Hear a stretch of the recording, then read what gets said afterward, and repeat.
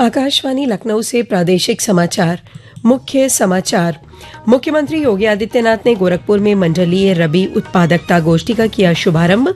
कहा, तकनीक का प्रयोग और प्राकृतिक खेती आज की है आवश्यकता। नगर विकास मंत्री ए.के. शर्मा ने वाराणसी के सिगरा में स्मार्ट सिटी योजना के अंतर्गत स्मार्ट बस स्टेशन का किया शुभारंभ।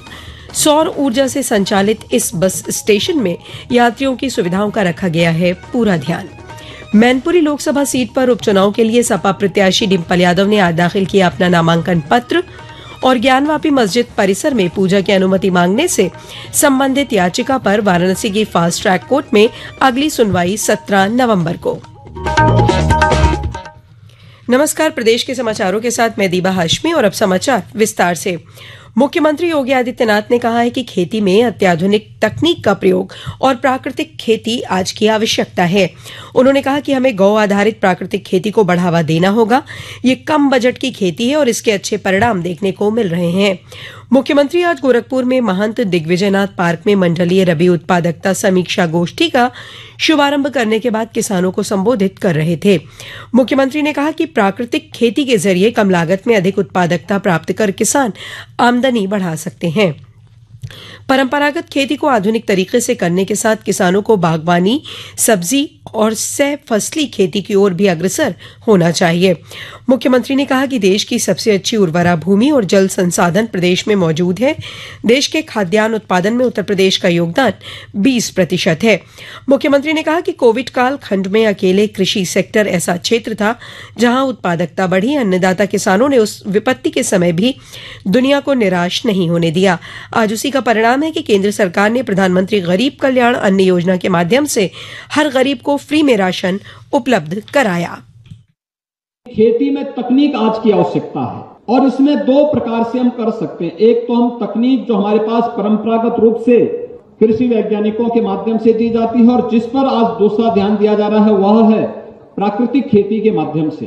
प्राकृतिक खेती एक प्रकार की जीरो बजट खेती है, गौ आधारित खेती है। इसके बहुत अच्छे परिणाम आ रहे हैं और उस अच्छे परिणाम को ध्यान में रखते हुए आपने देखा होगा हम विगत 2.5 वर्ष से पूरा देश, पूरी दुनिया कोरोना जैसी महामारी का सामना कर रहा है। अकेले कृषि सेक्टर एक ऐसा था जहां पर जिसकी प्रोडक्टिविटी बढ़ी और अन्नदाता किसानों ने उस विपत्ति के समय भी दुनिया को निराश नहीं होने दिया।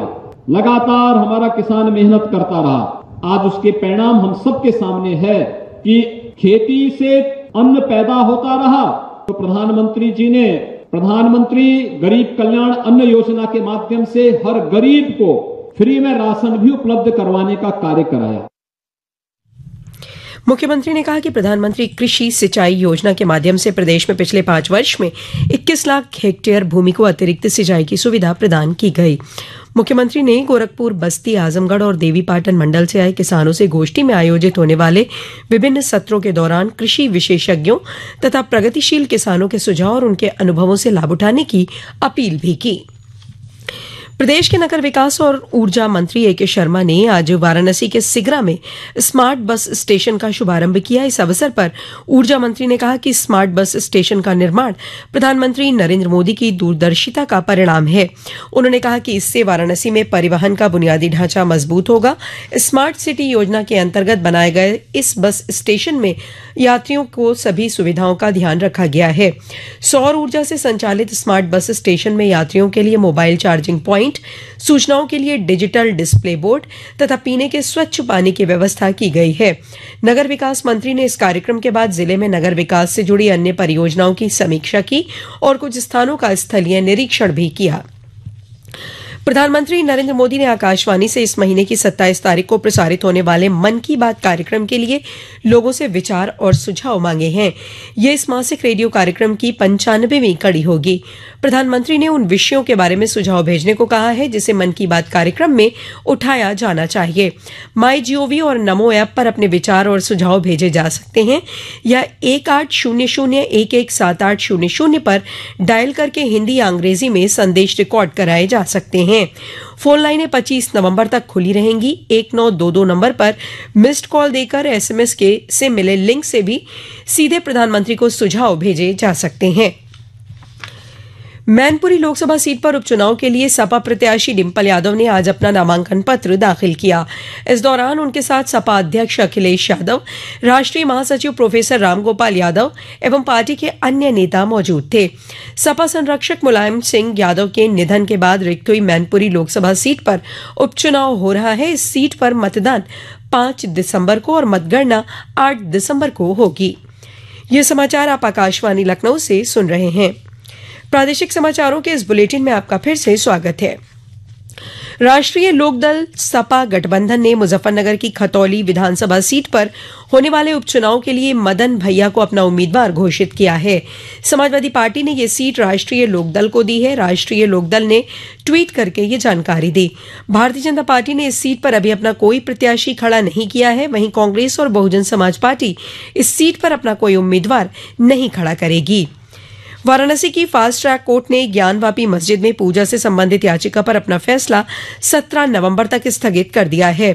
इस मामले में दोनों पक्षों की दलीलें सुनने के बाद अदालत ने 27 अक्टूबर को वाद पर अपना आदेश 8 नवंबर के लिए सुरक्षित रख लिया था।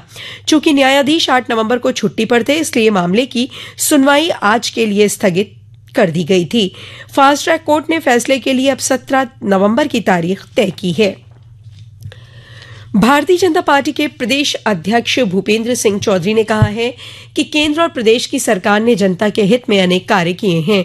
सहारनपुर में आज सर्किट हाउस में पत्रकारों से बातचीत करते हुए भाजपा अध्यक्ष ने कहा कि हर वर्ग के लोगों को बिना किसी भेदभाव के सरकार की योजनाओं का लाभ मिल रहा है। उन्होंने कहा कि हम सर्व समाज को साथ लेकर चलते हैं, जबकि विपक्षी दल नफरत की राजनीति करते हैं।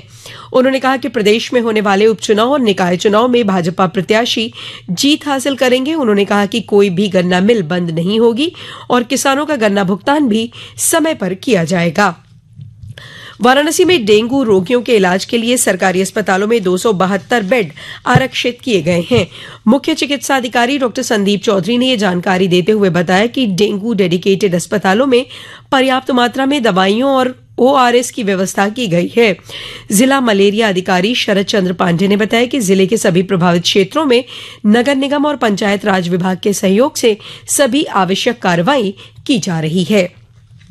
आज बाल दिवस है। बच्चों की शिक्षा, देखभाल और अधिकारों के बारे में जागरूकता बढ़ाने के लिए प्रत्येक वर्ष देश के पहले प्रधानमंत्री जवाहरलाल नेहरू की जयंती पर 14 नवंबर को बाल दिवस मनाया जाता है। राष्ट्रपति द्रौपदी मुर्मू ने बाल दिवस की शुभकामनाएं दी हैं। प्रधानमंत्री नरेंद्र मोदी ने पंडित जवाहरलाल नेहरू की जयंती पर भावभीनी श्रद्धांजलि अर्पित की है। श्री मोदी ने ट्वीट संदेश में राष्ट्र निर्माण में नेहरू जी के योगदान का स्मरण किया। प्रदेश में राजधानी लखनऊ स्थित कांग्रेस कार्यालय में पार्टी कार्यकर्ताओं ने पूर्व प्रधानमंत्री पंडित जवाहरलाल नेहरू की प्रतिमा पर पुष्पांजलि अर्पित कर उन्हें याद किया। पीलीभीत, हापुड़, मऊ सहित विभिन्न जनपदों में विद्यालयों में सांस्कृतिक कार्यक्रम आयोजित किए गए और विभिन्न प्रतियोगिताओं का आयोजन किया गया। रामपुर में बाल दिवस के अवसर पर साक्षरता शिविर का आयोजन किया गया, जिसमें बच्चों के अधिकारों तथा उनके सशक्तिकरण के बारे में जानकारी दी गई। पीलीभीत टाइगर रिजर्व में चूका पिकनिक स्पॉट कल से पर्यटकों के लिए खोला जा रहा है। प्रदेश के वन पर्यावरण राज्य मंत्री KP सिंह मलिक कल यहां नए पर्यटन सत्र का शुभारंभ करेंगे। प्रभागीय वनाधिकारी नवीन खंडेलवाल ने बताया कि इस बार पीलीभीत टाइगर रिजर्व आने वाले पर्यटकों को बाघ, हिरन, भालू सहित अन्य वन्य जीवों और विदेशी मेहमान पक्षियों के अलावा हाथियों के दीदार भी हो सकेंगे। पीलीभीत के जिला कारागार में पुरुष एवं महिला बंदियों को कौशल विकास कार्यक्रम के तहत LED बल्ब व जलकुंभी उत्पाद निर्माण का 40 दिन का प्रशिक्षण दिया जाएगा। जिलाधिकारी प्रवीण कुमार ने जिला कारागार में आज इस प्रशिक्षण कार्यक्रम का शुभारंभ किया और बंदियों को टूल किट वितरित किए। इस अवसर पर उन्होंने कहा कि इसके जरिए बंदी हुनरमंद बनेंगे और इससे उनकी आमदनी भी होगी। जिलाधिकारी ने कारागार में निर्मित वस्तुओं की बिक्री के लिए बाजार उपलब्ध कराने के निर्देश भी दिए। और अंत में मुख्य समाचार एक बार फिर। मुख्यमंत्री योगी आदित्यनाथ ने गोरखपुर में मंडलीय रबी उत्पादकता गोष्ठी का किया शुभारंभ। कहा, तकनीक का प्रयोग और प्राकृतिक खेती आज की है आवश्यकता। नगर विकास मंत्री A.K. शर्मा ने वाराणसी के सिगरा में स्मार्ट सिटी योजना के अंतर्गत स्मार्ट बस स्टेशन का किया शुभारंभ। सौर ऊर्जा से संचालित इस बस स्टेशन में यात्रियों की सुविधाओं का रखा गया है पूरा ध्यान। मैनपुरी लोकसभा सीट पर उपचुनाव के लिए सपा प्रत्याशी डिंपल यादव ने आज दाखिल किया अपना नामांकन पत्र। और ज्ञानवापी मस्जिद परिसर में पूजा की अनुमति मांगने से संबंधित याचिका पर वाराणसी की फास्ट ट्रैक कोर्ट में अगली सुनवाई 17 नवंबर को। इसी के साथ आकाशवाणी लखनऊ से प्रादेशिक समाचारों का ये बुलेटिन समाप्त हुआ।